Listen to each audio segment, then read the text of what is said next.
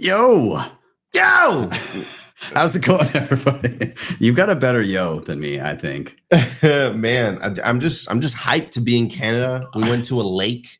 It's summer here, but the water is still really, really cold. It's freezing. Yeah. Ben went on jet skis. Yeah. I stood on the dock and watched. But it was a lot of fun. You were there in spirit. Yeah, it's been a good time. You've got another day here. We're gonna go to the mountains.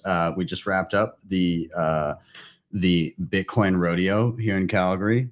We've had a blast. There's a sap market. We did all kinds of awesome stuff, and now we're here doing Why Are We Bullish live, and we got a couple additional guests joining us. They're in the wings right now. It's gonna be a lot of fun, and but before we dive into that, of course, this is actually live. And so we're both going to defer to our good friend Bill here.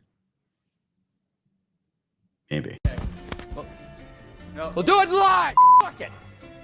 Do it live. I'll write it and we'll do it live. And thing sucks. Of course, if you have not already, please do like, subscribe, share, all those things. They help a ton getting this content in front of more eyeballs. I am Ben. He is Nico. With the BTC sessions. This is your daily session.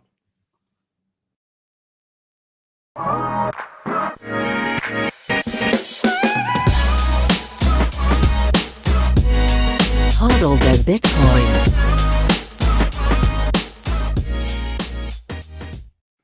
Before we bring in our guests, we're going to take a quick look at where we are in the market. Is everybody else scared? Are you all dumping your coins now?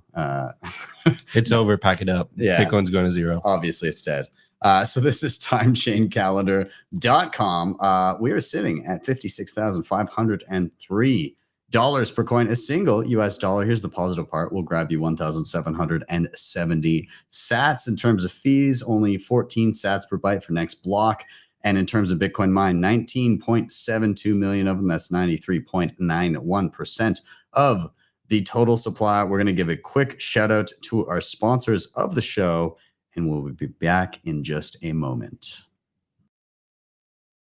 Mission to enable independence by being one of the easiest and quickest ways to purchase Bitcoin in Canada and the US. And the best part about it, every buy goes directly into your own self-custody. They never hold your coins. You can add a Bitcoin address as part of onboarding. There's a transparent 1% spread, no hidden fees, no withdrawal fees. Plus they have KYC free sells and bill payments on their website. They're also a publicly traded company under the ticker BTCW on the TSXV. Check them out over at bitcoinwell.com. Check out my full tutorial on how to use them, and you can check out the links in the show notes down below and sign up today.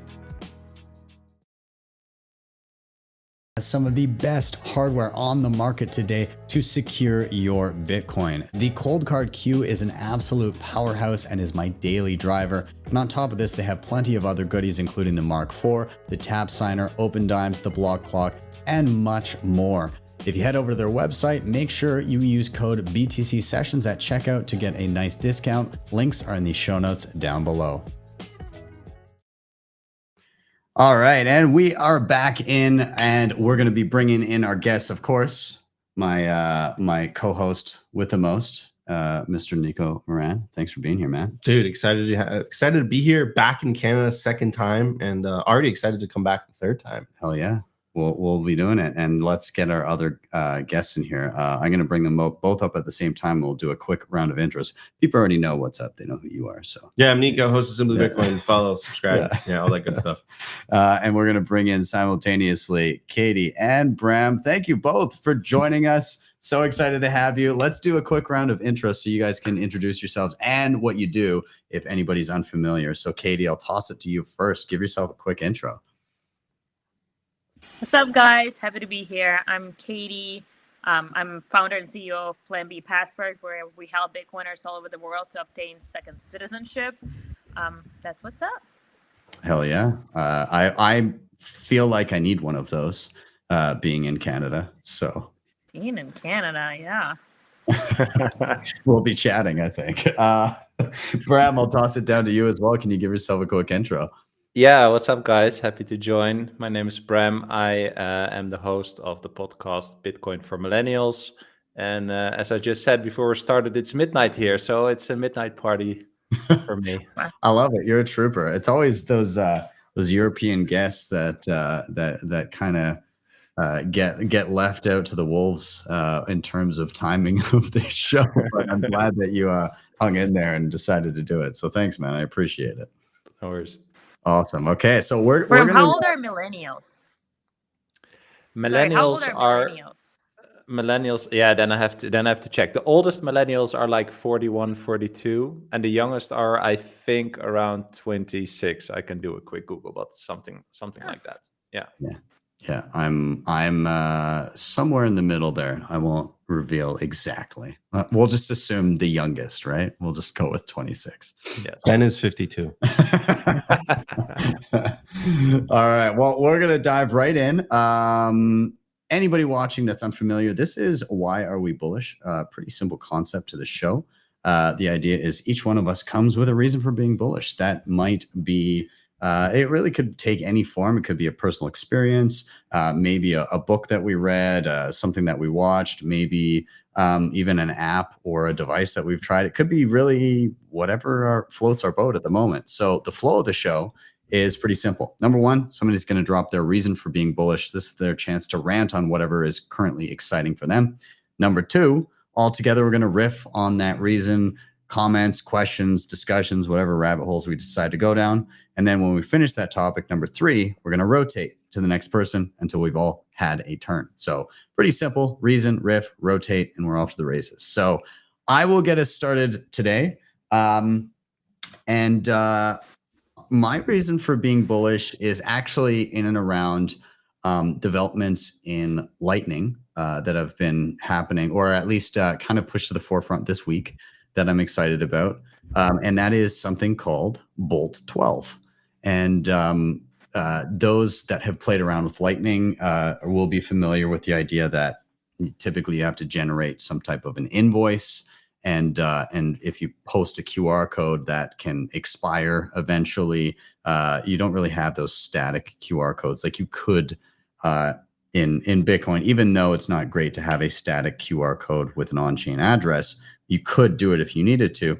Well, Bolt 12 changes that and does allow you to have a static QR payment code that actually affords you better privacy than doing it on chain. And that payment code can be reused as many times as you like. And the reason I'm excited about it is because Phoenix Wallet, one of my favorite mobile Lightning wallets, has rolled that out. And simultaneously, Strike has like a little bit of a developer playground around that for all of these different implementations of Lightning to help people be able to roll it out more quickly. And yeah, I think it's nice to be moving, in my opinion, in a much easier, friendly direction for Lightning, not having to create an invoice that will eventually expire and all the troubles that come with that. And I look forward to playing with it and getting my hands dirty in and around the realm of Bolt 12. I still got to dig into it a little bit technically to better understand what's going on in the background there. But yeah, it's very promising. And the one thing that I'll say too, I think LND was kind of dragging their heels on implementing it because they're busy doing the LN URL thing.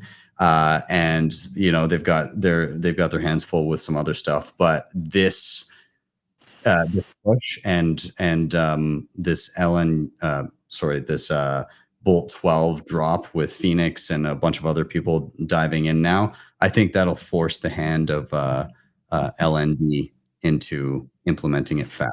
So because you have a whole bunch of different standards for Lightning, now that people are starting to move on it, it's going to kind of force the hand of those that haven't bothered to implement it quicker. So I'm looking forward to it. So anyways, that's why I'm bullish. That's why I'm excited. Yeah, I guess just generally, I'll open it up to you guys in terms of, I guess, your experiences with Lightning thus far. Are you familiar with the idea of a reusable payment code in Lightning, or like, you know, where are you at in your Lightning journey? I'll leave it there and let you guys chime in. I used to be much more active user of Lightning. Like at the early days, you know, remember how we were doing Tip and Me on Twitter, and that was really big. Like we were using Lightning for every little comment here and there, and then I would buy cards. Where did we buy cards back then? I don't even remember. But basically, my Twitter Tip and Me would pay for all my coffees every month. I remember that. Like that was spiel. Like all the coffee I bought this month was through the Tipping Me on Twitter. That was pretty cool. But these days, honestly, I've been only doing big payments. I'm kidding. I've been balling too much to notice micropayments, so that's just not for me anymore. No, truly, maybe I became a worse Bitcoiner ever since I become a mom, because I used to be on top of all this little new developments and trying to really even force myself sometimes to try and utilize it. Now I'm just a mom who's into Bitcoin very much. So that is bullish in and of itself.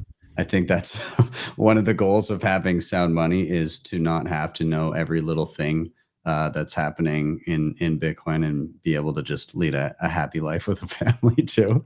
So, you know, I see that as pretty bullish. I don't know. Bram, how about you? Where are you at in your Lightning journey? Are you familiar with Bolt 12? Like, where are you at with all this stuff? I am a super Lightning noob, if I'm honest. Like I still have the wallet of Satoshi with my random username at wallet of Satoshi. So I think that is a good illustration of where I'm at in my Lightning journey. Is your username something like Bumblebee Zephyr something, or I don't know, random? Yeah. So I'm trying to. No, I'm actually using it because I do want my my custom username.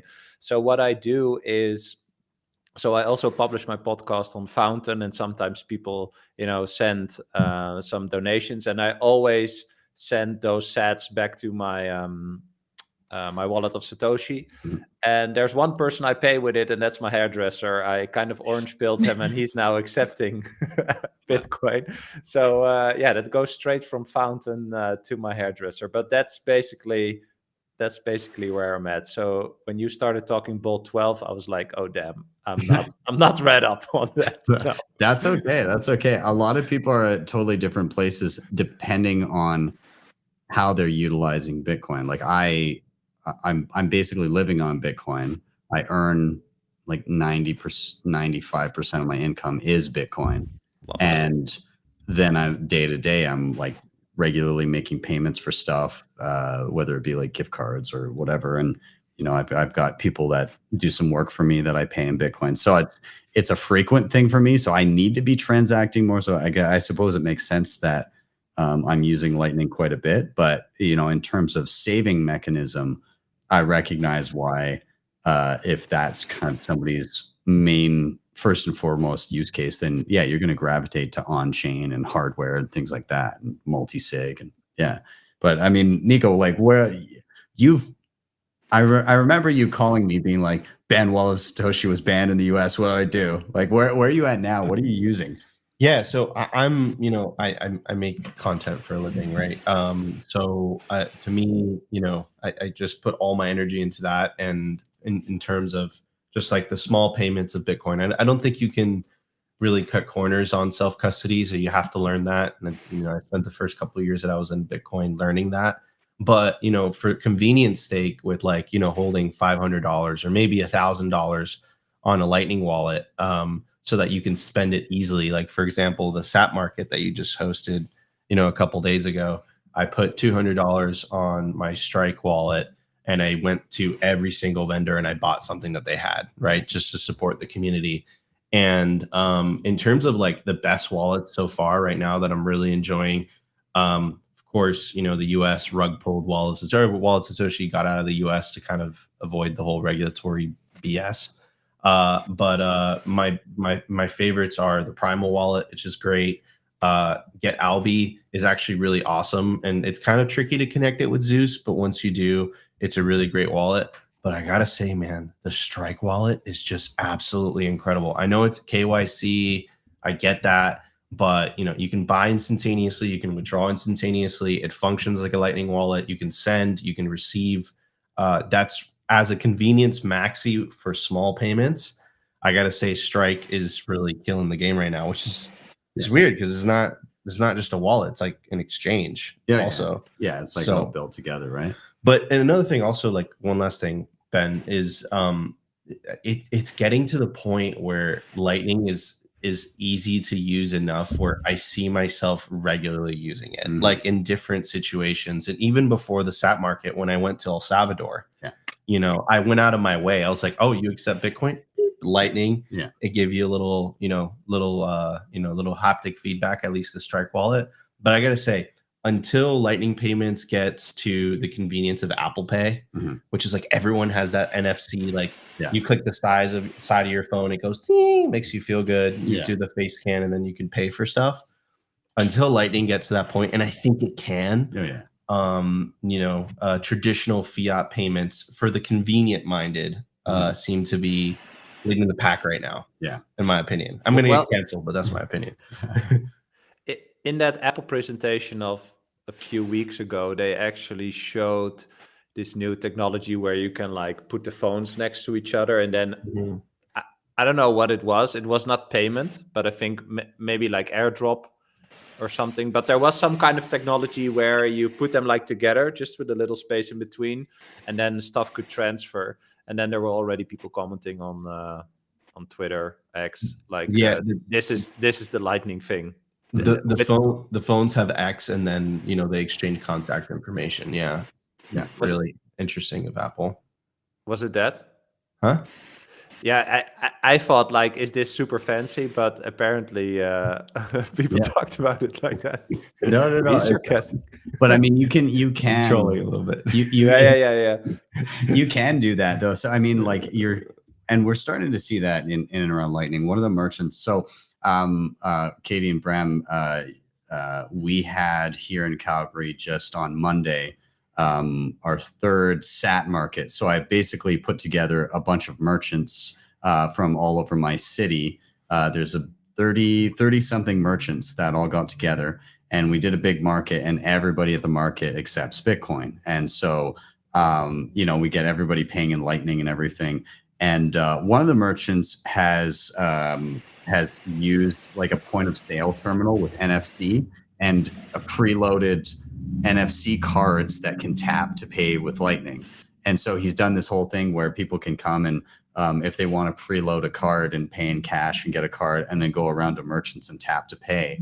So it's starting to get to the point where it can be easy like that. It's just obviously not ubiquitous, but I like what I'm seeing. And the one last use case that I'll mention, the most important use case that Nico partook in yesterday, which is degenerate gambling, because last night there was a poker game, and I donated some sats to it because I'm horrible at poker, and Nico also donated some sats to it, but he's much better than I am. So yeah, I got lucky. No, it's true because it was kind of surreal, right?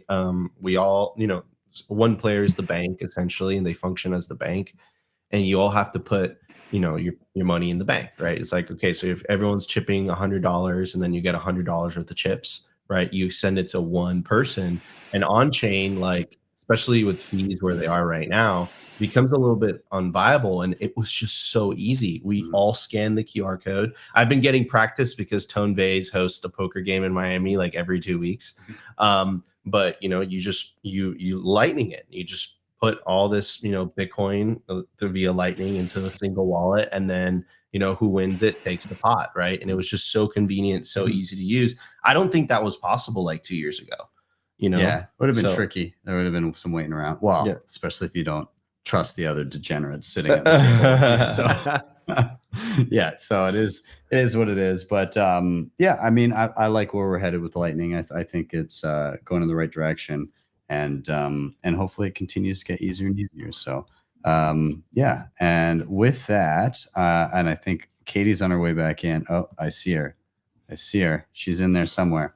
But with that, I think we can put a bow on that topic. I'm happy with Lightning, and I just hope it continues to proliferate and get easier for people. But besides that, we're going to do a rotation. And Bram, I think I'm going to toss it to you first. Yeah, sure. And I will queue you up with the same question everybody will eventually get. Why are you bullish? I am bullish because I see that the mind virus of Bitcoin is spreading. I think I talked with Nico about this before, but the idea that I really love is that eventually, you cannot orange pill someone, people orange pill themselves. And it's an individual journey into understanding what Bitcoin is, and eventually also, being incentivized to, actually contribute to it in whatever way possible. So first you study, you adopt, and you contribute to it in whatever your role is, right? And I think last week I've seen so many, and I want to connect this to, more like the global game theory. So last week I saw so many people. I think Thomas Massey in Congress, he was in the podcast with Safe Dean. He talks about ending the Fed. Today there was a woman in the German parliament which had a petition or an amendment against selling the Bitcoin that the German government owns, inviting other members of parliament to a session with Samson Mao. Of course, we see Trump talk about strategic, Bitcoin as a treasury asset. So I love the idea that, Bitcoin is a mind virus and it goes person by person, but also that big organizations and corporations are made up of all these individuals, right? And that we are already everywhere. And yeah, that is just why I'm really bullish. And I wanted to see with you, ask you how you see that global game theory and that individual mind virus. I mean, I think you're honing in on something that's very, very true, where every Bitcoiner is just a regular person, and those people, as you said, are everywhere. And so it's no wonder that gradually you're seeing these pockets pop up all over the globe, right? Especially, I love the kind of bottom up, I guess, community-based Bitcoin, I guess, movements that are happening, whether it be starting with little local circular economies, or whatever it may be. I think those are incredibly exciting. Like, you see places like El Zonte, but then you start to see like Bitcoin Lake in Guatemala, and you start to see all these, and then people like myself in another city say, well, I want that here for myself too. I'd love to be able to just live on Bitcoin and separate myself. And also, I'm going to give a shout out to this douchebag in the in the chat here, because all I'll say is have fun staying poor, and and we'll get that person out of here. But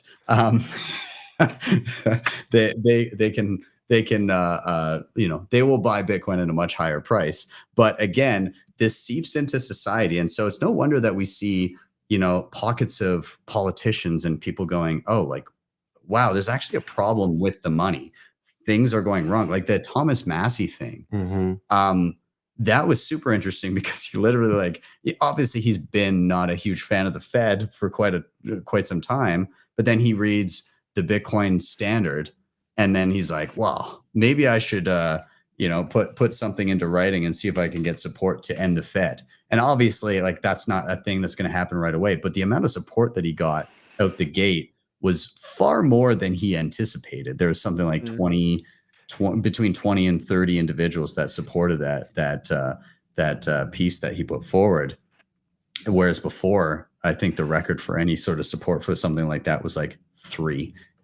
so already an order of magnitude more support. And again, I think you're seeing politicians, obviously, right now it's a topic. It's an election topic, which is, I didn't have that on my bingo card for this year. I thought maybe next cycle or one after that, but to see a presidential campaign having some basis in Bitcoin is mind-boggling. It seems like a simulation, but it's seeping in everywhere. And again, it's on the individual basis.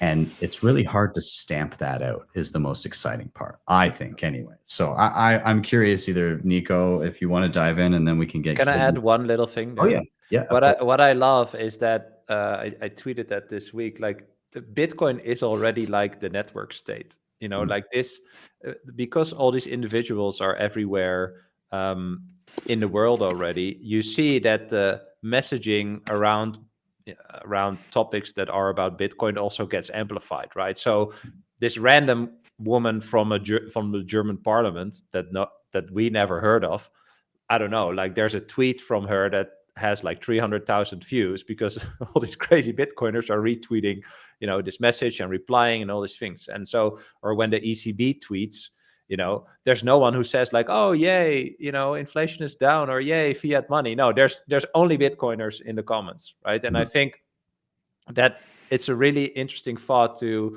think about, like any important moment or message or amendment or law or whatever, we are amplifying that. And so it will get way more views than people who are against it or alternatives or whatever. And so we are already there. And I just really love to see that. Yeah. 100%. Yeah, that's why I think Trump is going to double down on that, because yes, some Bitcoiners might throw some sats at him, but we are really good at spreading information. We're making things viral, especially on Twitter. And Twitter is the most political platform too.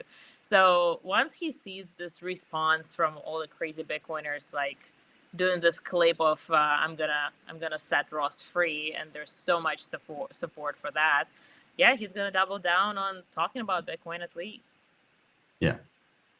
100%. I mean, like the freedom mind virus is 100% spreading. You see this, and you see this like not only in the Bitcoin sense, but you know, the election, of course, of Javier Milei in Argentina.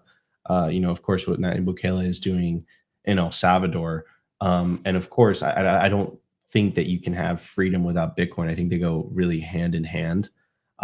So yeah, it's absolutely fascinating. And then in political sense, like even here in Canada, right, you have, I still cannot pronounce his last name, Pierre Poilievre, how do you say it? Pierre Poilievre. There we go. Pierre Poilievre, and you know, he has a good chance because everyone's not really happy with the current prime minister. He has a good chance at winning elections. I mean, when the next election. And you know, he is not only pro freedom but also pro Bitcoin. And in the United States, like again, I think it was Ben that you said this, or someone said this. I would have never have coming from someone that has to cover the news like on a daily basis. I would have never have imagined in a million years that you literally have a, you know, because first it started with Ron DeSantis, then it was Vivek, you know, then it was RFK. It was like the, you know, the candidates that are not, they don't have a chance of winning, and they all came out and they said, look, I'm pro Bitcoin, anti CBDC.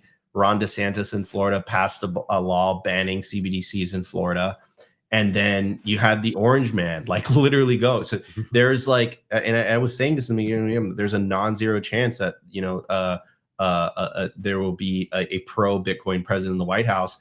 That percentage, I think Trump's leading by like 60% after that last debate.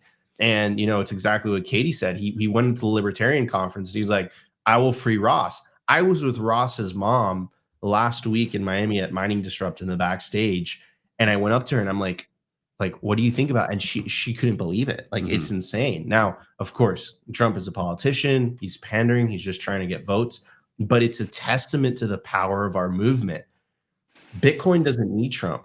Trump needs Bitcoin in order to get elected, right? And that's how far we've come, and that's why I'm incredibly effing bullish. Yeah, it's astounding to see it happen. And again, it's that it's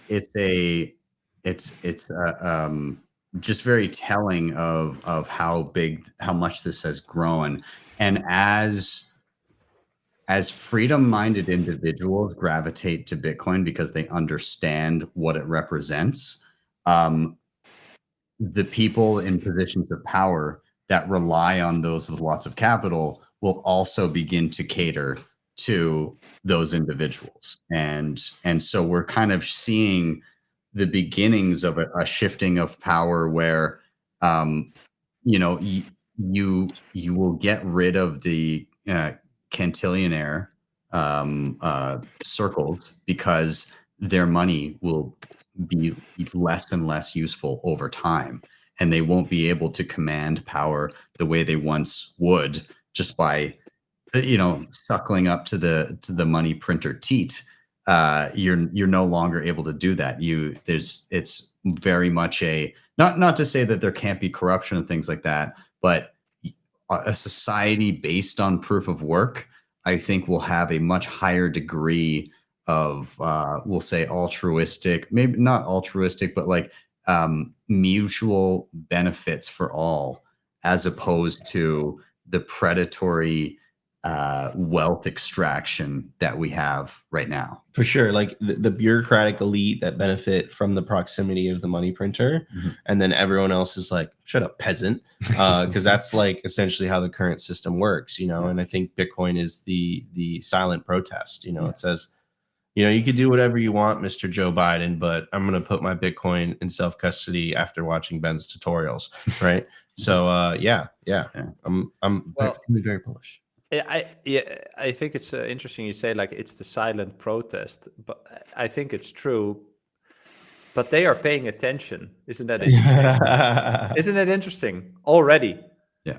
Right. Yeah. And if you think about how many people, I mean, they talked about in the States, like 50 million people have crypto. I don't know what the actual stats are, but if we think about like how many people really understand Bitcoin, right? Yeah. I think that's also a fun question to ask. But I was at like 1 million tops, and then I met a guy who said like 10K, and I was like, okay, interesting. But imagine it's 1 million tops.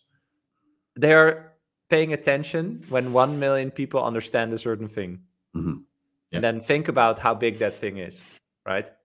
Yeah, that is just one of the most fascinating things for me as well. So yes, it's a silent protest, but in some way, it's making noise. For sure. I mean, and I want to get to that because this comment kind of ties in. Shout out to Lightning Goats. He literally has a YouTube channel of just a live stream of goats, and you can scan a QR code, and it sends lightning, and it will literally feed goats live. It's insane. Anyways, so he comments, if Trump wins, Bitcoiners will insist that he follows through. Imagine what happens if he doesn't. So that's a very good topic, right? Because it's like you should never trust a politician. And to Bram, what you were saying, right? It's like clearly this is a silent protest, but people are paying attention. I think what you're starting to see is like the game theory take place. And I saw a post by David Bailey, CEO of Bitcoin Magazine, and he's hosting a fundraiser from the Bitcoin industry in Nashville, and they're trying to outraise what Trump raised in Silicon Valley from the tech industry. Because at the end of the day, these politicians, what are they? They only care about the people, their donors. Yeah. But the Bitcoin movement is becoming so powerful and influential that now we are becoming the donor class, which is insane, right? So it's like, yeah, they can ignore us, but then you won't get the sweet donations that we're going to give you. And then when Bitcoin gets to like $500,000, like, I'm rambling, but I have to say this one last bit. Turner Meester did a presentation at Bitcoin Commons in Austin, and it was like the fiat ruins architecture, something along the lines. But there was one slide that like stuck out to me, and it was basically like laying out the percentage of high net worth individuals. Ultra high net worth individual. An ultra high net worth individual, someone with a net worth of $50 million or more. If Bitcoin reaches $1 million per coin, the percentage of ultra high net worth individuals that are Bitcoiners is going to be 25 to 35% of that total population. Like, imagine how influential that is, right? So anyways, just saying. I feel like, Katie, I know you said something in the chat, but I feel like that I feel like that's worthy of saying online. Yeah. But this is the joke. This is why it's so entertaining. Yeah. No, go ahead. Yeah, No, I mean, so Katie in the background goes, from plebs to donors. How did that happen? It's game theory. It's Yeah. game theory. Yeah, Well, it's we changed our mind, you know. Like I think it's so interesting that there's so many like VC Silicon Valley type people who are ultra into tech, and they are not seeing one of the biggest technological discoveries in our motherfucking lives.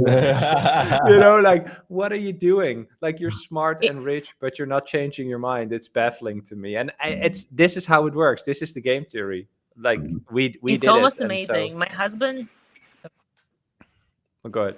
yeah, it's almost amazing. My husband just met with two like VC type entrepreneurs from Silicon Valley. Both of them got into Bitcoin at like 2010 and 2013 because somebody told them. And like it went up, it went down. They sold it like 1.5x from what they bought and never touched it again. It's like, okay, you were so early, but that was not enough for you to get the commitment you needed. Yeah. That's crazy. Yeah. Unreal. People don't know. They don't understand what they're looking at. And again, like I think, you know, as with even whether it's people like that where they're still chasing the fiat gains, or it's people that think it's a total scam, and or just again like high time preference people that think it's interesting but don't want to put in the effort to kind of learn about it. Those people again will come to Bitcoin at the price that they deserve. And you need to have a certain type of mindset to not only be curious, but then spend the time to learn and get into Bitcoin and then stick it out through the ups and downs. That takes a certain type of resolve to stick around through that. It can be rough, right? Like it's not easy to hang around and have that conviction through a bear market. And, at this point, like, again, the other day we were down at like 54K. Now those kind of swings back and forth, and they don't phase after you're kind of been through a cycle or two. It kind of doesn't really phase you nearly as much. You're just kind of a bit numb to it. And you recognize that if you have, and I've been saying this a lot lately, but if you have a good framework for how to live your life, which is providing value to others, spending less than you earn, and then saving in money that nobody else can print out of nothing, then you're already in a great position, and you don't really need to adjust anything when Bitcoin is going up and down. You can just continue living your life, and it will continue to get considerably better over the long run. For sure. Yeah, I mean that's the hack, and the majority of the world has still not woken up to that reality, you know. Yeah. So yeah, well, they'll get there. They'll get there. But sure. I don't think so. Yeah. I mean, sorry. One thing, like now that Nico said that, there was also this article from, I think it was Financial Times or someone, like a woman who had an opinion piece who was like, "Oh no, the crypto people." What are they saying? Like they, what's it called? Like they have created a political lobby. Oh no. Yeah, exactly. And I felt like, are you paying attention? Like, what are you doing? You know, like these people are so short-sighted. And I love what you said about, once you have this long-term time frame, you are not bothered with all this like short-sightedness anymore, right? Like all the people tweeting today, like, "Oh, why is the price going down? I'm gonna explain and blah blah," and we are just chilling. Yeah. I blame the Germans. And Mt. Gox. Yeah, and Mt. Gox. Yeah, yes. no. But yeah, they finally did it. Like, remember how many like teases they did? Oh yeah, this is bullish because it's destroying decade-old FUD. So as soon as that stuff gets dumped, it's like there's just one more thing to get off the FUD list. Yep. Yeah, and then it'll just be back to the same old boiling the oceans BS. Right. I think they're gonna run out. They're gonna run out of things to say. No, you know what the funny thing about the Germany selling Bitcoin is that they're literally separating money from state. Yeah. Like literally. the country that brought really good is selling the soundest money that has ever been in front of mankind. So yeah, the country that brought you the hyperinflationary period of Weimar is actively selling sound money. Yeah. For something that they can just create out of thin air. Yeah. Which is the funny It's part. poetic. Yeah. Oh man. Yeah. Highly This regarded. is here is where you see the difference between.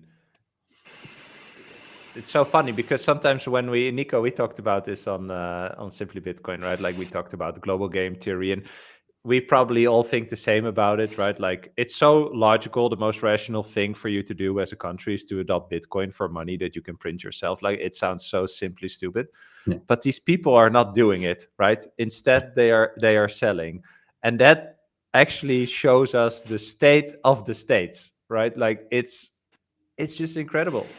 These people, they don't think, they did no research, nothing. They're just throwing it away. I think it's one of the biggest strategic mistakes ever to be made. I mean, I would give it I agree. It's but it's also like it makes sense because it's like they're ideologues and they're ideologues in like their whole paper system, and like for them being ideologues in paper system, which is clearly inferior to Bitcoin, like they're just selling Bitcoin back to individuals, and then by the time they wake up, like they have to buy it from individuals. I don't know about you guys, but like I'm not selling my Bitcoin to BlackRock, all right, or the US government or the German government. Yeah. So yeah. Scrape Well, it back. German government is selling, El Salvador government is buying. So exactly. Bullish on El Salvador. Yeah. No, but in El Salvador, the stuff with the prisoners, that's just not okay, man. Like yeah, but they'll that's what the Germans would say. Yeah. They'll I was worried about you for a second. No, don't worry. Okay, I'm going to put a little bow on that topic, and we're going to do another rotation because I want to get down to Katie, and I want to cue you up with the same question. Why are you bullish, Katie? Well, I actually learned a lot of news from you guys right now because I am not spending that much time on Twitter, and I'm like, okay, what happened with my Gox? So that's really cool. But I am still on day-to-day helping Bitcoiners obtain second citizenship, so I can talk from this perspective. Last week was our record on the amount of applications we've ever submitted for a second passport. And it's obviously bullish because, first of all, Bitcoiners can afford this now, right? The asset is appreciating. 200K passport is okay for them. The second citizenship used to be for like extremely wealthy, coming in from like inheritage money and stuff. Now Bitcoiners can totally be in this class and buying themselves citizenship, obtaining more freedom through this tool. That is cool. And it also shows the time in the market. Like our cases are basically correlated with Bitcoin price. So when we see spike in amount of clients coming in, I know it's because Bitcoin is going up. Yeah, so definitely excited about that. And of course, it also shows that people are like, it is a sovereign individual thesis showing us that we will force the nation states to compete for our capital and fruits of our labor, right? Like when states can no longer acquire Bitcoin through purchasing it, they will have to acquire citizens with Bitcoin in order for those citizens to come in and spend the money there. And it is what some nations are doing, including El Salvador, right? They want those Bitcoiners. They don't necessarily want, like, they just want you to come and bring your capital and live your lifestyle there so the country will prosper. And this dynamic is really cool because now we force this free market onto the nation states. So I'm bullish on that. That's super exciting. I love again, seeing this thesis laid out in a book written in 96 come to fruition. Like the fact that it was effectively laid out throughout this book that, in a digital age, when people can work wherever they want, when people can transact with others around the globe seamlessly, that there would be this game theoretical migration of people to where they're treated best.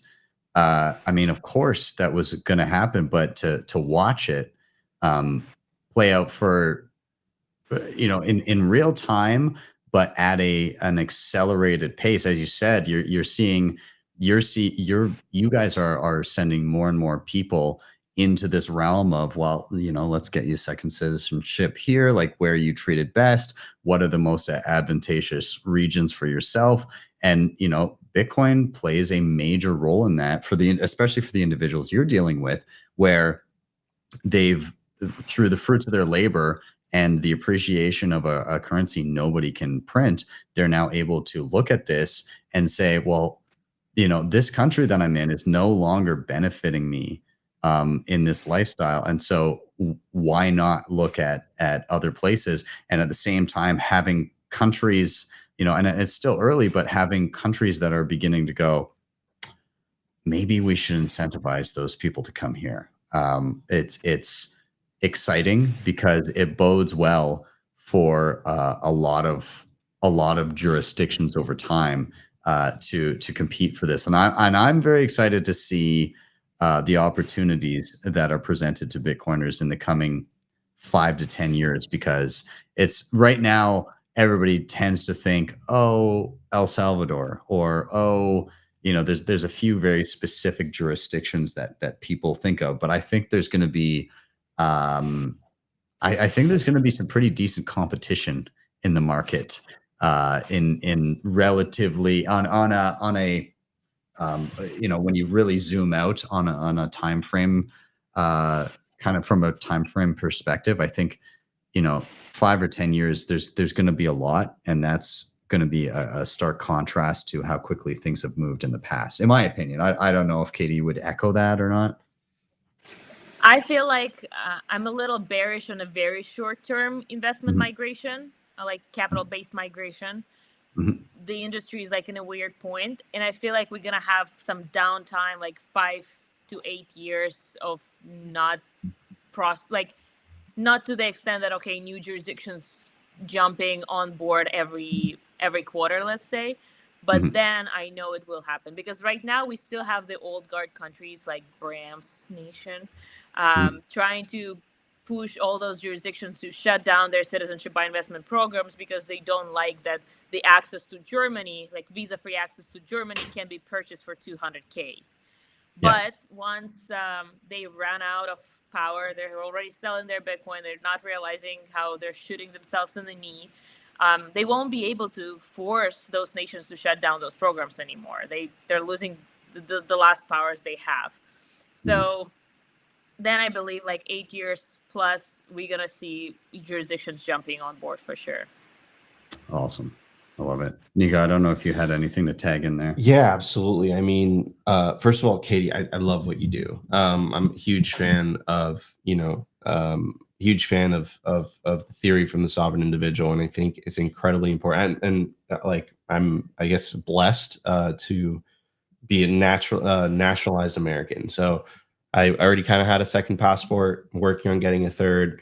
But that's just not just because of my family roots, right? But it's incredibly important just to have different nationalities, because you're going to go to where you're treated best, fundamentally. And just to kind of like break down the game theory a little bit, I see it playing out, and it's fascinating. For example, one of Trump's slogans, he's like, I want all the Bitcoin to be mined in America, right? And so essentially what he's doing is he's competing for the business of Bitcoin miners. And the ETF thing was very similar, right? ETFs were launched in everywhere except the United States, including Hong Kong, which is really, a China proxy, right? So it became strategically important for the U.S. to launch an ETF as well, to be competitive with one of its main opponents these days, or is China, right? At least on an economical level. Yeah, so far. But to go, no, you go ahead first, because but from an individual level, I'm starting to see it, and I agree with Katie. I'm not really seeing it like on on a massive scale, but I do have some good friends, like at least 3 or 4, and one's very well known, and he's a very powerful, influential position, and he just renounced his U.S. citizenship. He's like, this is not worth it, which is exactly what by the way, the book The Sovereign Individual predicted, is like the U.S. citizenship is not the one to have. And he's like, look, I'm going to give this up, and I'm just going to move to this other country. And I'm like, let me ask you something. When you woke up the next day, did Hillary Clinton, was she by your bedside and wanting to kill you? And she's like, no, nothing happened. They even let me in. They gave me a visa. But I think you're going to start to see an acceleration of that, because it starts not to make sense, especially with the rise of the internet, peer-to-peer communications. You can work anywhere around the world. And it's like, does it really make sense to pay 39% of my income, where, I can move to Dubai, or I can move to, one of these jurisdictions where there's no taxes? Like, why am I doing this? And I think, honestly, and this is my last point, I think they're starting to notice that, which is why I believe they made an example of Roger Ver, because one of the reasons as to why they arrested him was even though he renounced his citizenship, which is just crazy, he didn't pay a percentage of his capital gains. So they arrested him in Spain. They arrested him in Spain, and they're extraditing him back to the United States. And the reason for that is because they're trying to make an example out of him. And I think they're trying to make an example out of him because they're scared that people are going to wake up and kind of follow in his footsteps. And I always read this on Simply Sessions, and I think it's very fitting. And Katie, I know you're going to appreciate it, but this is a passage from The Sovereign Individual. It says, lacking their accustomed scope to tax inflate, governments, even in traditionally civil countries, will turn nasty as income tax becomes uncollectible. Older, more arbitrary methods of extraction will resurface. The ultimate form of withholding tax, the de facto or even overt hostage taking, will be introduced by governments desperate to prevent wealth from escaping beyond their reach. Unlucky individuals will find themselves singled out, held to ransom in almost medieval fashion. Businesses that offer the services that facilitate the realization of autonomy by individuals will be subject to infiltration, sabotage, and disruption. And that kind of makes sense, because, like, remember the Samurai Wallet guys that were arrested? So here's the U.S. government basically saying, no, we're still in control here. And but I think I think things are cracking, and I think we're making progress. And I think it's going to be a brave new world a decade from now. But I think it's going to be a world where individuals are going to have a lot more freedom than they have today. Yeah, for sure. Let me ask you a question, guys. So you know how an old saying goes, like, when it comes to security, the weakest link sits between computer and an office chair, right? So, like, you figured out your Bitcoin security. Like, the reason I called company Plan B Passport is because the hedge against your jurisdictions coming after you personally is an attack on Bitcoin too, right? So hedging against your jurisdiction and whatever policies they come up with is a big reason why people get second citizenship. And that's what I see the most for the US and Canadian clients. They're not willing to relocate just yet, but they do not trust their government. They want this hedge in their pocket so they can sleep better and they can get the fuck out, whenever possible. It's okay, Katie. You can say whatever the fuck you want. It's insurance, for sure. It's insurance. And I forget where I read this. I don't think it came from the book, but it was basically like, you know how you see this giant migration of people, like illegal, I hate using that word, but let's say this giant migration of people coming from the southern border to the United States without papers.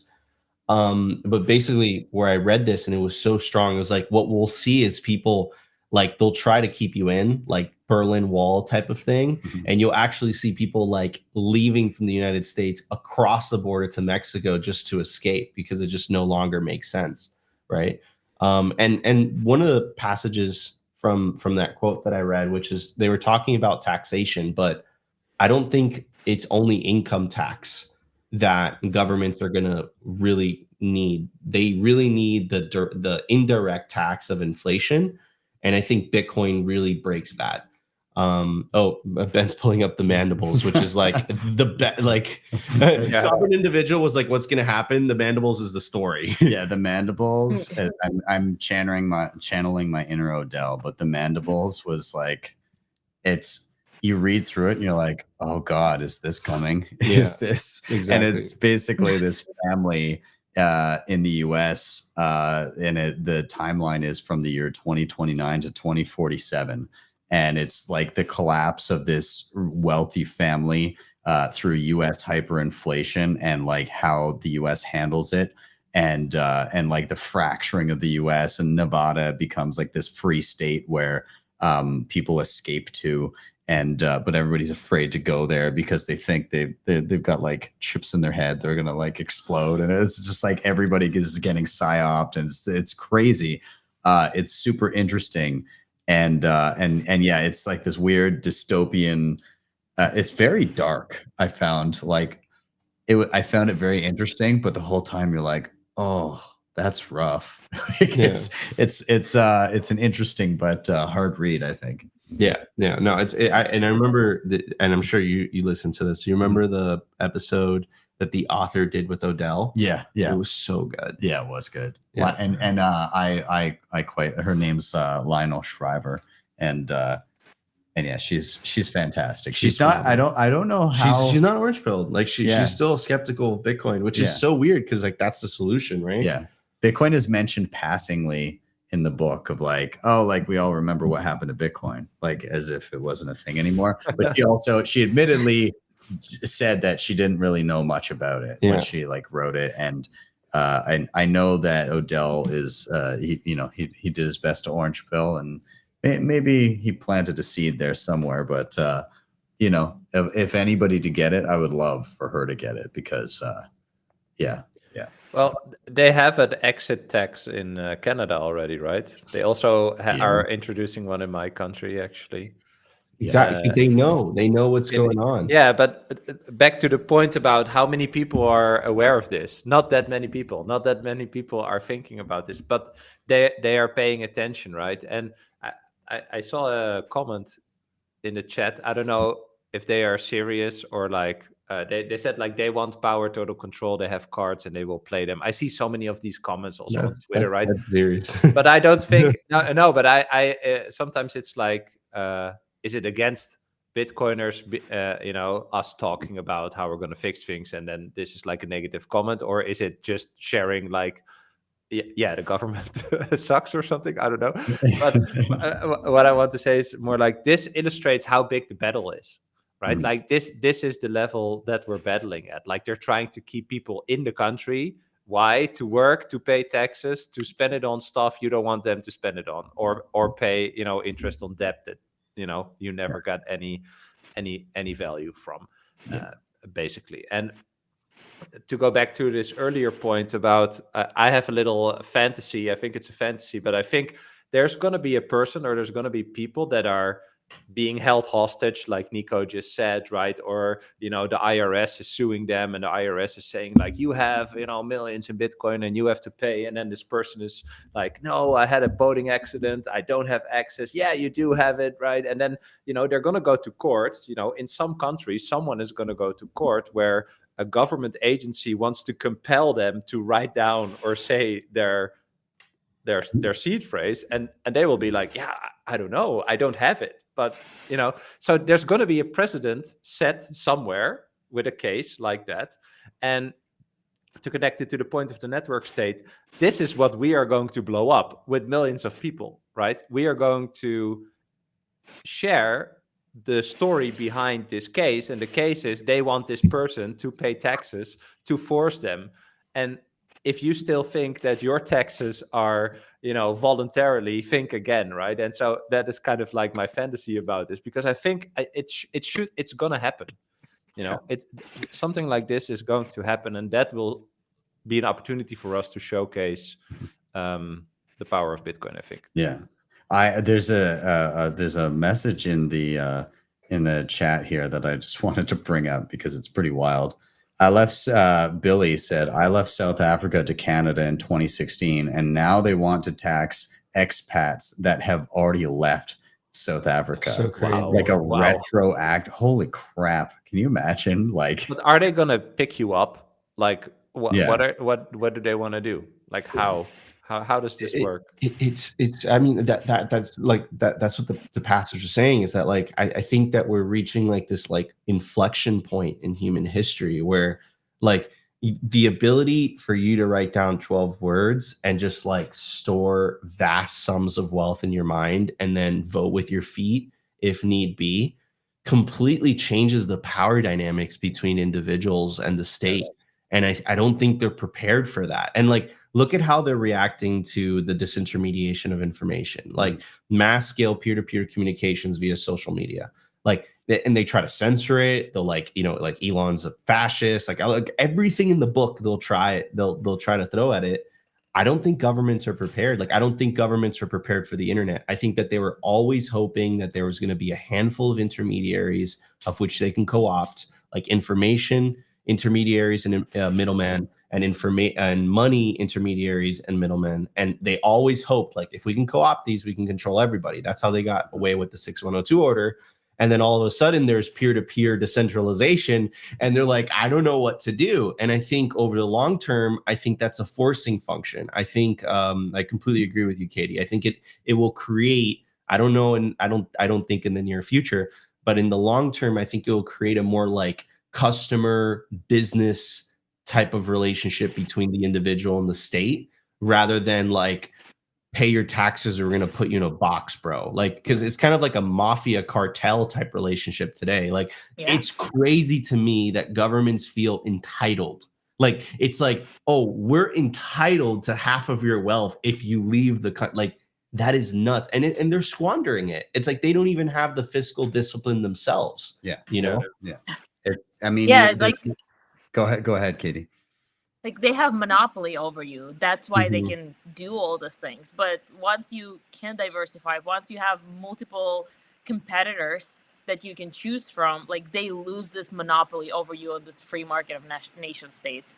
And that is what we want to see. And you know what is really cool? We're talking about this power hungry authoritarian states, but we're not doomers at all. We're so happy because we have this orange beautiful thing, and we are very bullish on the future too. Instead of being that like, oh my god, my government is gonna come after all of us, we're doomed. No, we know the future is orange. Like, it's beautiful. 100%. I just on the topic here, there's a guy that's always in the chat, and I love the contrast between his username and some of the deep things that he says. So I see it. he outlines it very well. His name is Pood in the Cereal, but he's very, very eloquent in saying countries are walled gardens. They prefer friction to keep you in their ecosystem. Bitcoin forces countries to compete on features and interdisciplinary ideas. So as usual, Pood in the Cereal dropping bombs in there, but you know, I will steal that as a tweet. Thank you. I saw the other comment with my mind on my money and my money on my mind. That's a great one. That's a great one. Your dog was so ahead of his time with my mind on my money, my money on my mind. Amazing. I love it. All right, so I'm going to put a bow on that topic as well. Katie, thank you for bringing in the whole sovereign individual thread here. I'm very bullish on hearing that you guys are continuing to do business and see it accelerate over time. It is needed, and you will have you have a whole world of customers coming your way. So be ready, I think. But with that, we're going to do a rotation. We're going to go for our final reason for being bullish, and I'm going to toss it straight to you, man. Nico, why are you bullish? I'm bullish. I'm bullish on you, Ben. I'm bullish on Ben, but I'm bullish on all you guys. I'm bullish on anyone who's on a Bitcoin standard. But no, we've hit so many rounds. We've hit the political discussion, the mind virus spreading, the sovereign individual thesis. So I'm gonna take a different approach. I'm gonna be bullish on the price. Why am I bullish on the price? Well, you know, the ETF got approved January 10th of 2024, exactly 15 years later than Hal Finney's famous tweet running Bitcoin January 9th, January 10th, 2009. Wow, I can't believe I remembered that off the top of my head, but that's because I used that to moderate a panel a couple days ago. But the ETF got approved, and in the eyes of Wall Street, Bitcoin got legitimized. You have the CEO and chairman of the world's largest asset manager in the world, Larry Fink, literally using the Bitcoin talking points on the legacy corporate media. You have Michael Saylor's Bitcoin strategy completely vindicated. The last 2 weeks or so, you're seeing little hints of Michael Dell. Michael Dell is a significantly richer billionaire than Michael Saylor. I don't know what it is about the Michaels. But you know, he dropped some Bitcoin memes. He ran a poll the other day. So potentially, you know, Dell Technologies, a massive computer, significantly bigger than MicroStrategy, potentially following in Michael Saylor's footsteps. On the nation state level, you have Nayib Bukele, also completely vindicated. He made the country's reserves public. Okay, he literally put El Salvador's Bitcoin address, where, you know, that's where the reserves are. He made it public for the world to see, and anyone could verify it. And what are the unintended consequences of that? Well, it makes it very difficult for a politician to take some off the top now that it's on a public ledger. Where's the gold in Fort Knox, bro? We haven't seen a picture of it since 1974. Is the gold really there? So any country that's, you know, criticizing El Salvador will say, hey, show us the gold, you know, but they don't feel like they have a necessity to do that. So on all fronts, on a country level, you know, on an institutional level, on a public company level, on an individual level, Bitcoin just stays winning. And I think that's just a testament of Bitcoin's superior incentives compared to everything else.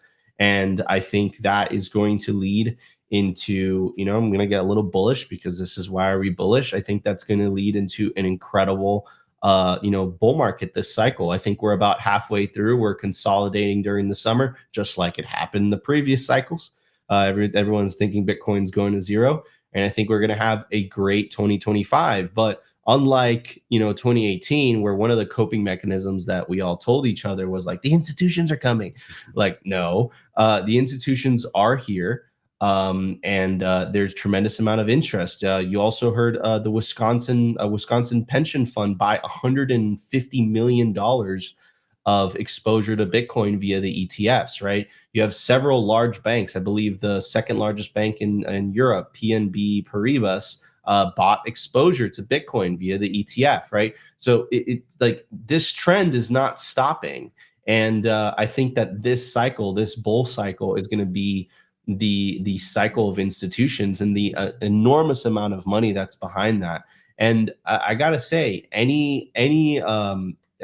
I think we're reaching a point where if you're an asset manager and you're not telling your client to at least have a 1% to 3% allocation to Bitcoin, you're doing a disservice to them. You're hurting them. I think it's something of a necessity at this point.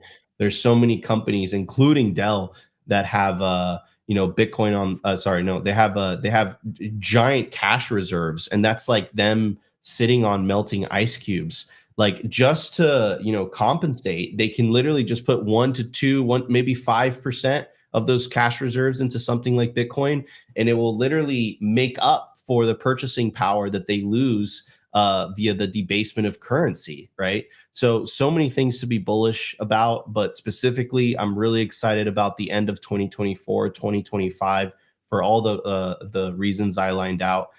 You know, I think this is going to be an epic bull market. I think people have a little bit of PTSD because of the previous bull market. I think people, you know, were expecting more. The China ban happened, FTX.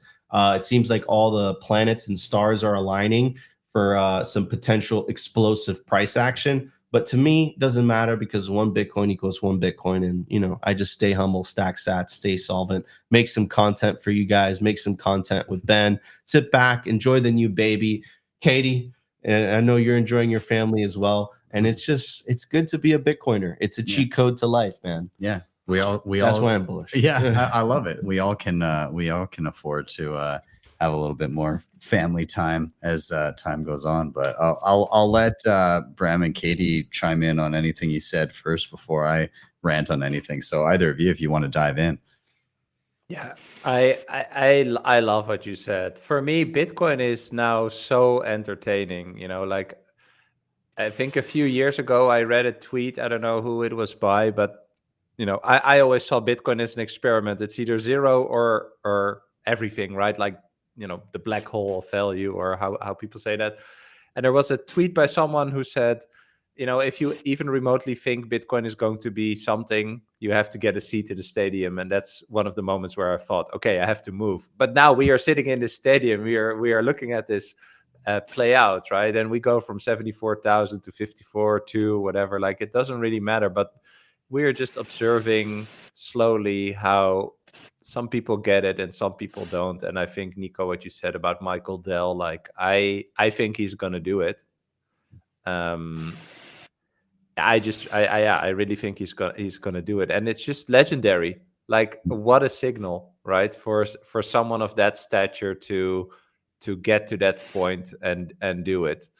And I think it's gonna melt some minds, because there are serious people who take Michael Dell seriously, but they probably hate Bitcoin, and that is just something that is very entertaining for me. There's a good quote a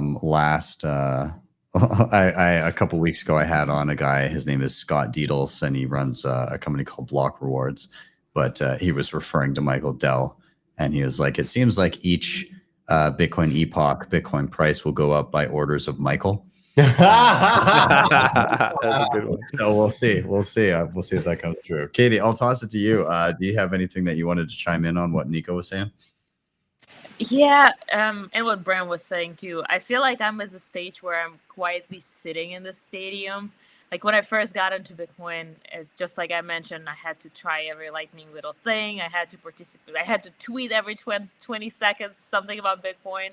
And now I am sitting back in the stadium and enjoying my life. I just had my second baby, and Bitcoin just became this base of my life in terms of principles, in terms of values.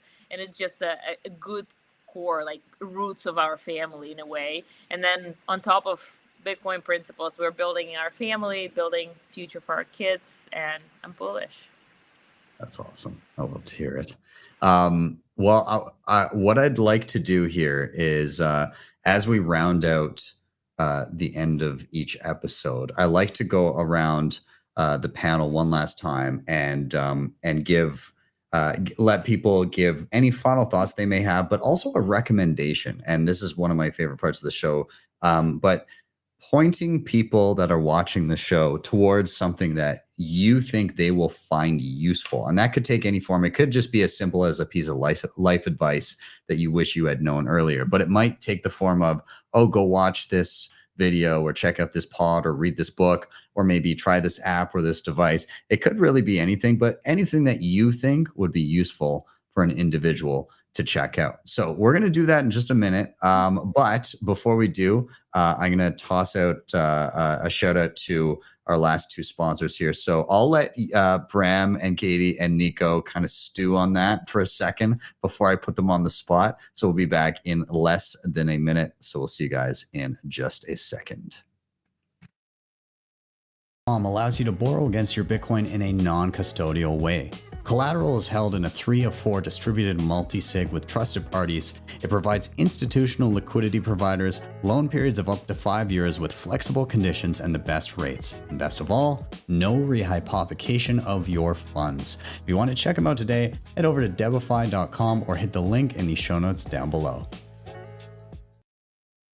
Bitcoin Lightning wallet built with simplicity in mind. Send and receive with ease, claim your own Lightning address, shop your favorite gift cards, and even earn rewards when you spend. Head over to speed.app to download the app on your mobile or desktop today, and be sure to use code BTC Sessions 10 to get 5,000 sats for free and the chance to win even more.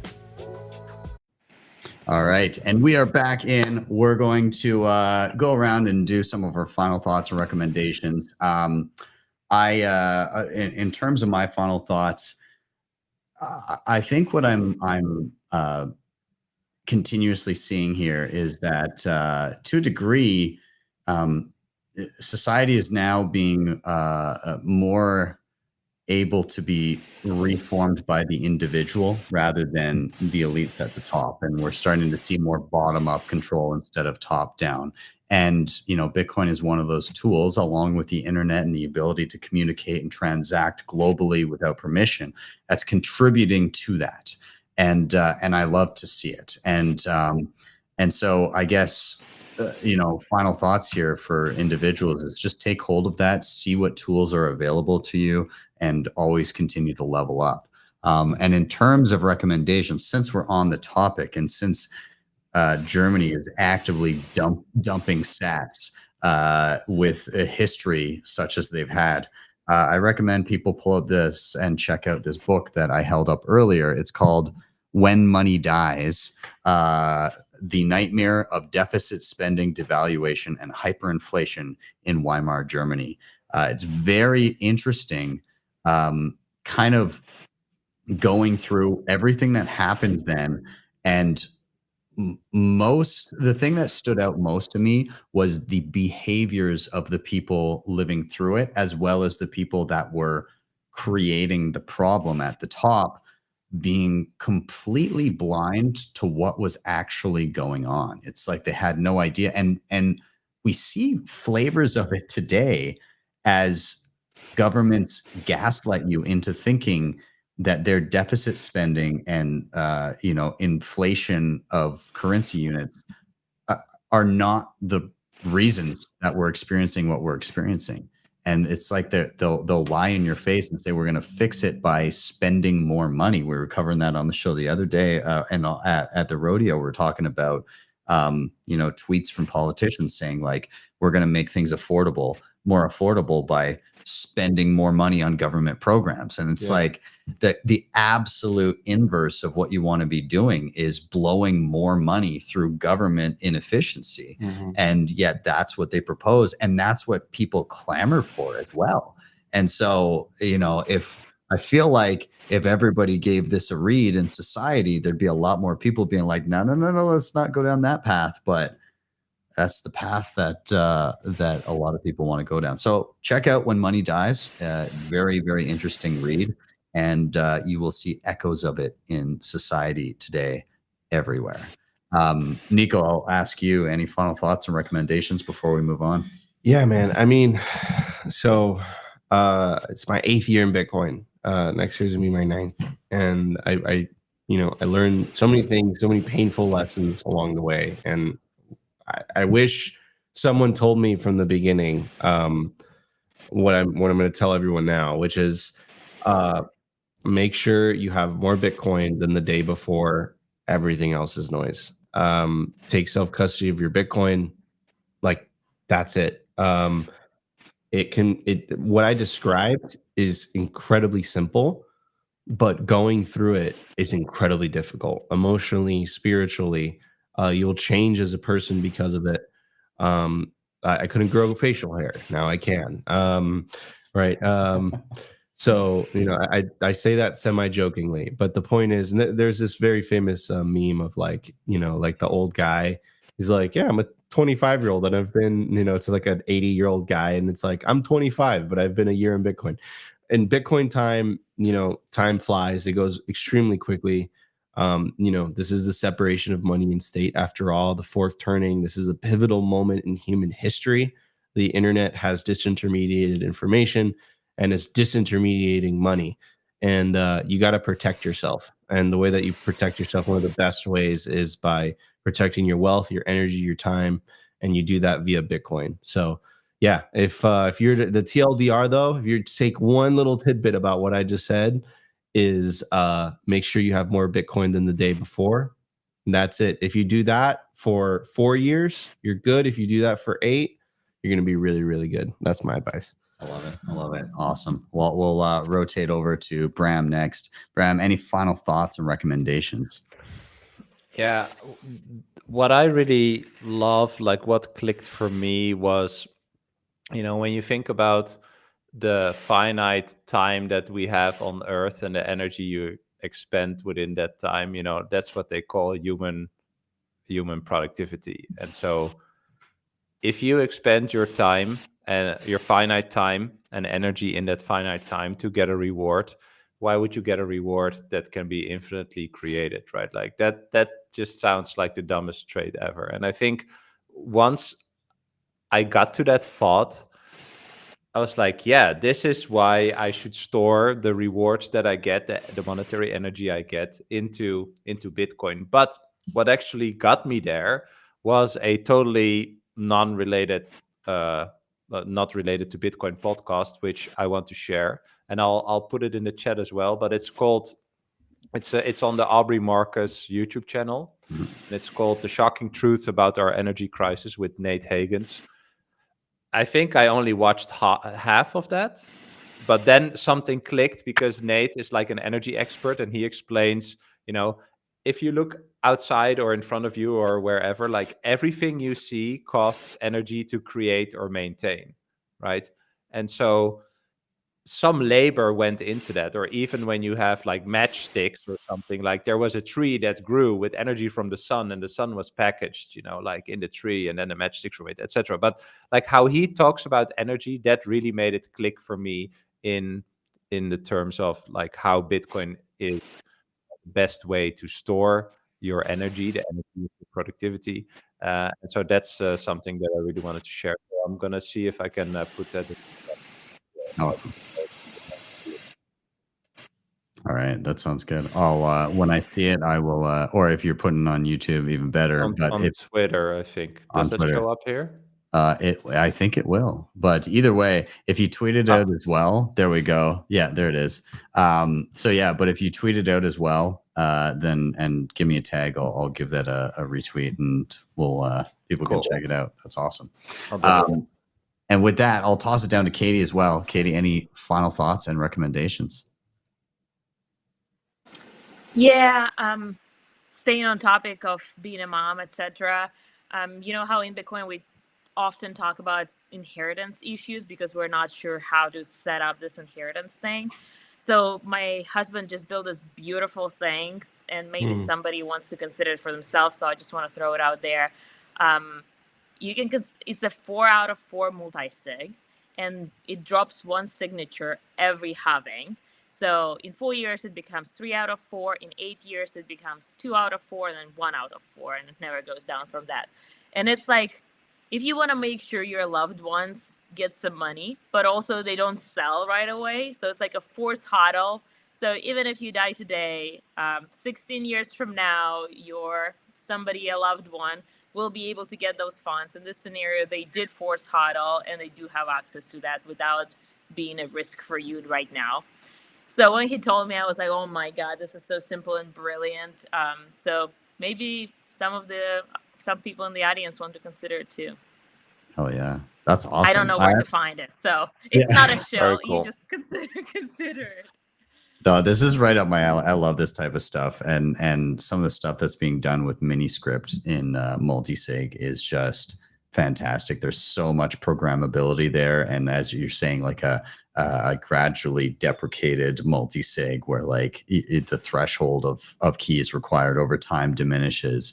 Like there's that's such a nice way of keeping it super secure. But if you really start to screw up and lose things, then it's just a matter of time before you have access. I think that's fantastic. And it also prevents people from accessing things earlier than they should. And there's so many cool things you can do with a combination of multisig, Miniscript, time locks, all these different tools that we're starting to see more and more of. I love it. So I'm super stoked about that, and I think people should dive into that realm and at least learn the tools and begin to head down that road. So, but with that, we are going to round out here. Everybody that's watching, also please do stick around for a moment because me and Nico are going to do a giveaway after we bid adieu to our guests here. But this was fantastic. I really enjoyed it. Bram, you are an absolute champion for staying up to what I believe is 1:30 in the morning for you right now. Correct. So thank you for doing it. Again, we're trying to make it happen over the past few weeks, and here we are. So I really appreciate it. And Katie, to you as well. Thank you for, I know that we had some juggling to do and scheduling and stuff like that. And I think Don kept on being like, come on, Ben, get your shit together. We got to figure out a time. So anyways, Katie, thank you so much for being here as well. Absolutely. Awesome. Well, to both of you, really appreciated the conversation. It was fantastic. And of course, you both are welcome back anytime. Have a fantastic weekend. You too, guys. Thanks so much. Cheers, guys. Cheers. Thank you. All right, and everybody, stick around. Here's what we're doing. We're gonna do a giveaway. Do you want to throw a coin in the well? Yeah, let's flip it. I think we should do that. Again, everybody that tuned in, thank you very much. I was looking on a combination of X and YouTube and a few other things, and we had a good 3,000 plus people come and chill with us this evening. Yeah, boom. So thank you guys. But we're gonna pull up the well. We're gonna throw a coin in the well. If you haven't done this before, get your lightning wallets ready, my friends. We're gonna see who's quick enough to make it happen. Nico, do you want to explain a little bit about what's going on here, what we're doing? Yeah, absolutely. Bitcoin Well is a sponsor of me and Ben. They're the best place to build your automatic self-custody Bitcoin stack. And every time you buy Bitcoin on Bitcoin Well, you earn yourself Bitcoin Well points, and you can use those points. You could redeem those points, and you can put them towards the Bitcoin wishing well. So in your Bitcoin Well dashboard, if you're an existing client, again, every time you buy Bitcoin on Bitcoin Well, you earn these points. Eventually, you can redeem them if you have enough. It costs you about 500. And what that allows you to do is you can toss a coin into the Bitcoin wishing well for an opportunity to win up to 1 million Satoshis in the coin. So we're going to toss a coin into the wishing well. We're going to leave the QR code up on screen, and the first person to scan it is going to get those free sats. It could be 1 million Satoshis, so get ready. Here we go. All right, here it goes.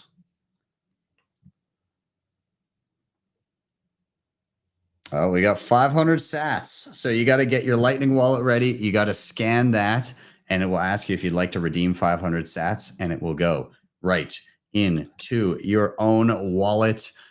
We do this on the regular, and we will definitely continue to be doing it through our live shows, both on Thursdays and I'm gonna trying to remember to do it on end of Why Are We Bullish, because those that stick around to the end of the show deserve some sats. Exactly. That's a really good point. Yeah, that's a really good point. Yeah, anybody who sticks around. So so hopefully you guys are able to get that scanned. If you do end up sniping those sats, please do let me know in the chat or give a tweet later. If you can, tag Bitcoin Well as well, and let them know that you appreciate the additional sats. That'd be fantastic. But with that, before we log off here, I also would like to let you guys know where I'm going to be over the next little bit. I'm going to be doing some traveling. You're going to be heading home in a day and a half here. Thank Christ. Yeah, time to get home. I've been traveling nonstop. For you have too though. Yeah, it's been a Are you not burnt out? A little bit. I'm gonna be home for the month, so it'll be good. Oh, you get a month. Okay, yeah, that's nice. I get a month. Nice. I get a month. So I'm gonna be jumping around though. We're doing a little family road trip. I'm doing a meetup in Vancouver on the weekend of the 10th and 11th. So if you're in the Vancouver area, keep your eyes out. My buddy Fussler, who puts on the BTC Van events, is going to do a bit of a meetup. So keep an eye out. I will be there. But also, end of August, very excited for this. I'm heading out to Baltic Honey Badger in Riga. That's awesome. So if you are Europe bound, or if you're in Europe, then Riga is such an awesome event. Baltic Honey Badger, they do such a good job. It's smaller, more intimate, and super cypherpunk. All the Bitcoin OGs Love this one. So yeah, head out to Riga, BalticHoneyBadger.com. You can use code BTC Sessions and you get a discount on your ticket, which is awesome. And then I just figured this out where I'm going. Do you want to know where I'm going? I want to know where you're going. I'm going to Lugano, Ooh. Plan B Forum. I've never been. Lugano, Switzerland. I haven't been either. I haven't been to Riga. You're doing all the Euro conferences, man. I mean, Europe's been good to me. I feel man. like I've only done the States con. I got to change it up next year, I guess. Yeah, so I'm gonna be out in Lugano for the first time near the end of October, and so I'm very excited to be there. We just kind of figured out some stuff in the background. I don't know, they probably haven't announced it yet, so I probably just spoiled the hell out of it. But and I think there might be a code. Odds are, if there's a code, it is simply BTC Sessions, as it is everywhere. So you should probably just try and use. You mean BTC Sessions? Yes. You said simply BTC Sessions. Oh, now it's simply BTC Sessions, as in the code is very simple, and it is BTC I think Ben Sessions. and I have been spending too much time. I think so. Yes, but yeah, if you're heading to Plan B or if you're heading to Baltic Honey Badger, make sure you snag those tickets early. It's going to be a good time. And then yeah, we're going to round out here. I will just say, Bitcoin Mentor is growing. We just launched our Australia leg, Bitcoin Mentor Australia. We're also doing some work. Bull Bitcoin reached out to us and asked if they could help funnel some people that need education our way, and we were happy to oblige. But if you're sorting through the tutorials on the channel and they're helping, but you need some extra hand holding, then reach out to my team over at bitcoinmentor.io. They will help you through everything, whether it be hot wallets, cold wallets, multisig, running a node, Lightning, all the layer 2s, all of that. You can check them out over at bitcoinmentor.io, and you can book a session today. Anyways, with that, we're going to round it out.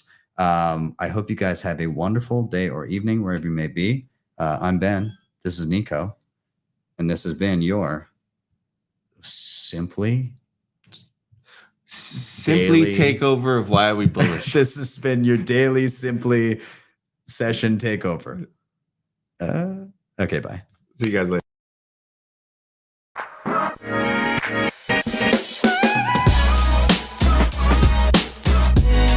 HODL the Bitcoin.